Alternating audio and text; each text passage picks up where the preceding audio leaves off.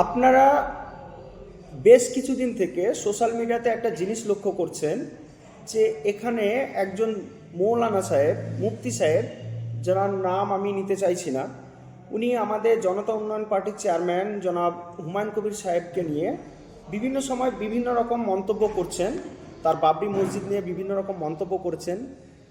উনাকে আজকের দিনে দাঁড়িয়ে আমি বলছি যে উনি যে মৌলানা সাহেব, একজন মুফতি সাহেব, ওনার তো একটা সম্মান ছিল আমাদের সমাজের কাছে, মুসলিম সমাজের কাছে ওনার একটা সম্মানের জায়গা ছিল, কিন্তু উনি সেই সম্মানের জায়গাটা এমন বাজেভাবে নষ্ট করছেন যে একটা শাসক দলের দালালি করতে গিয়ে, তার হয়ে তাবেদারি করতে গিয়ে উনি ভুলে যাচ্ছেন যে উনি কোন বিষয়ের উপর কথা বলছেন।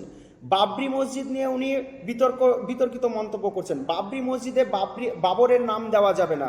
কালকে আপনারা নিশ্চয়ই শুনেছেন যে সুপ্রিম কোর্টে বাবরি মসজিদের নামকরণ নিয়ে কোনো রকম যে হয়েছিল, মামলা হয়েছিল, জনস্বার্থ মামলা হয়েছিল, সেটা শুনতে পর্যন্ত চাননি সুপ্রিম কোর্ট এবং সেখানে খারিজ করা হয়।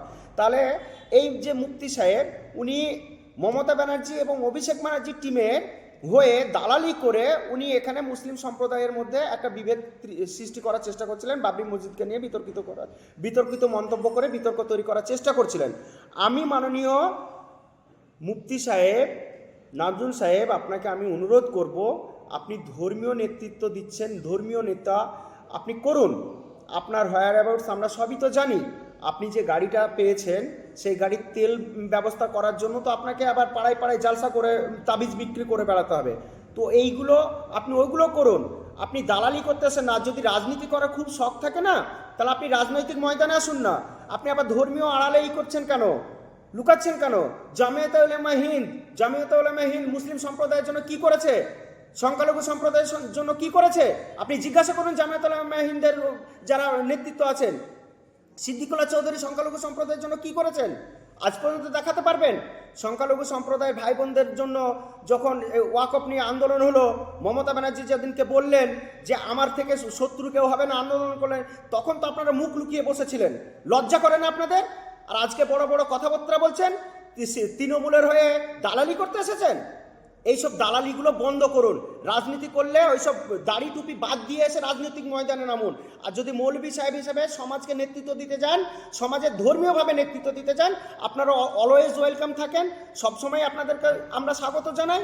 আপনি বা আপনাদের মতো যে সমস্ত মৌলানা সাহেব আছেন, তারা তো সমাজের কাছে অত্যন্ত গ্রহণযোগ্য ব্যক্তিত্ব। আপনারা কেন এই নোংরা জায়গাতে ঢোকার চেষ্টা করছেন? কার ইন্ধনে, কার প্রলোভনে? কে দিচ্ছে আপনাকে এসব প্রলোভন? মুর্শিদাবাদে যে সমস্ত তৃণমূলের নেতাদের কথাই আপনি এসব করছেন। আপনার একটা স্টেটমেন্ট শুনলাম, কি বলেছেন? যে বাবরি মসজিদ নিয়ে আমাদের আপত্তি, নামে আপত্তি। আপনি কে মশাই? বাবরি নিয়ে আপত্তি তোলার আপনি কে? সুপ্রিম কোর্ট যেখানে ডিনাই করছে, সুপ্রিম কোর্ট যেখানে খারিজ করছে, আজকের দিনের পর থেকে আপনি বাবরি নিয়ে কোনো কথা বলবেন না। এটা আপনার কাছে অনুরোধ, এটা আপনার কাছে অনুরোধ। আপনি আপনার কাজ করুন। আপনার কাজ ধর্মজ্ঞান বিতরণ করা। আপনার কাছ থেকে রাজনীতির কথাবার্তা শুনতে পছন্দ করছি না আমরা। এটা অনুরোধ করছি মুফতি সাহেব, এই বিতর্কিত আপনি লজ্জা করছেন আপনার, যে কিছু অমুসলিম মানুষজন আপনাকে সামনে ঠেলে দিয়ে হুমায়ুন কবির সাহেবকে চেষ্টা করছে মেলাইন করার। আরে হুমায়ুন সাহেব রাজনৈতিক নেতা, আপনি বললেও নেতা, আপনি না বললেও নেতা। হুমায়ুন সাহেব রাজনীতিতে রাজনীতির মতো কাজ করছেন। আপনি কেন এর মধ্যে ঢোকার চেষ্টা করছেন?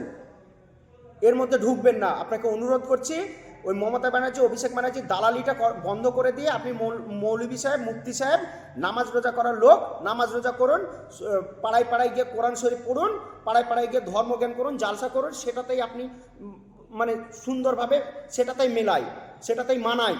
এর বাইরে আপনি নয়। এটা আপনার কাছে অনুরোধ।